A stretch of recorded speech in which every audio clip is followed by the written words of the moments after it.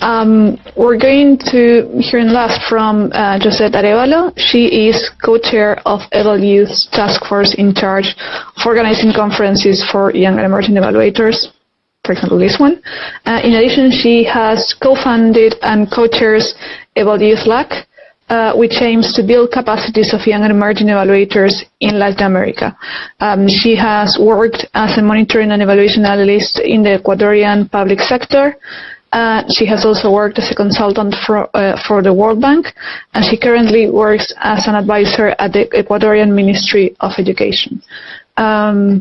So thank you very much, Josette. I'm giving you the floor now. There you go.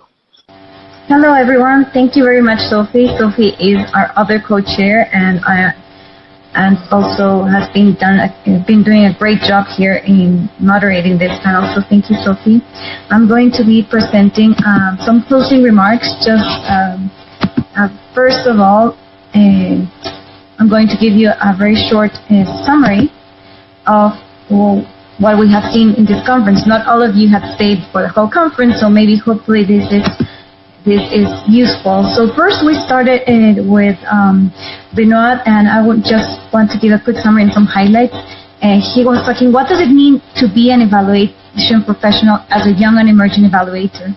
So he talked about taking charge of your fate, advocating for evaluation, act as a professional evaluation, build significance with others, and invest yourself in both this.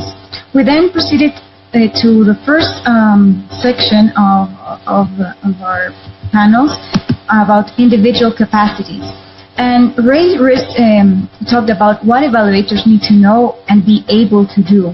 So he talked about some skill sets needed in evaluation, like competency in institutional analysis, competency in systems design and applications, methodological competency, and how to promote and enable evaluation use.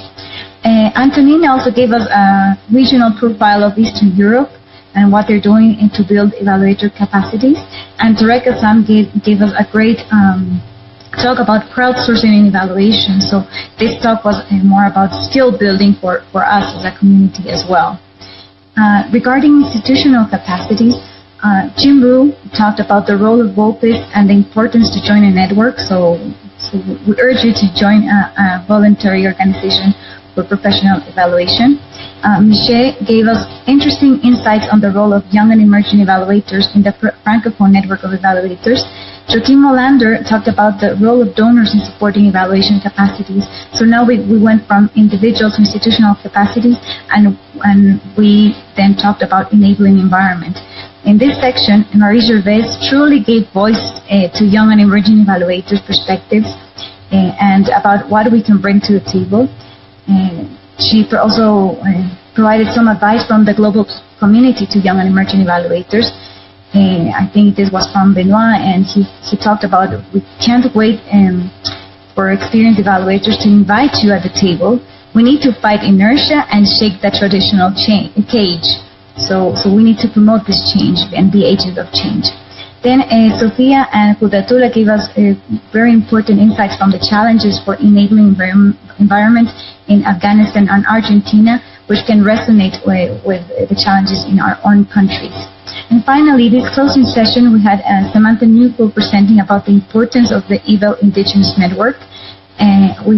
We also need to value the strength of Indigenous evaluation and the interlinkages between EvalYouth and Eval Indigenous. And lastly, well, you heard from Marco, it's very important to talk about the Sustainable Development Agenda, the evaluation, and what you can do as a young and emerging evaluators in your role. And I just wanted to highlight that he talked about we still have a lot of work left, and we really need to be agents of change. So then I would just want to have some acknowledgements. First of all, Eval partners, but also have some acknowledgements to all of our presenters. We have great presenters in last conference and this conference as well, and all of our presenters are doing this voluntarily, so we really appreciate this. Some of our presenters were presenting at 4 a.m. in the morning, so we really appreciate your commitment with EvalYouth. Also, we want to thank our EvalYouth leadership, so Bianca Montrose-Moorhead, Marie Gervais, and Khalil Vidal. We really feel your support, and we're really grateful with you. Also, we have the task force leadership, which is myself, Sofia, and Antonina, and all of our amazing volunteers of Task Force 3 members. So we have Daniel Dukai, Sana, Imad, Gerardo, Sarah Marshall, Erica, Chelsea. Thank you so much for all the work you've done for this conference. And as a farewell message also, we're going to send a post-conference survey. Please help us fill it. It will only take about 5 minutes, but it will help us learn and do better in the future. We really want to hear from you. And also keep your eyes open. We will have our EvalYouth second e-learning webinar. If you weren't able to tune in last webinar last month, we will have one in December, and also another one in January. And also in the near future, we're hoping we could have the face-to-face EvalYouth conference. So please, we can dream together about this, and we can work this together.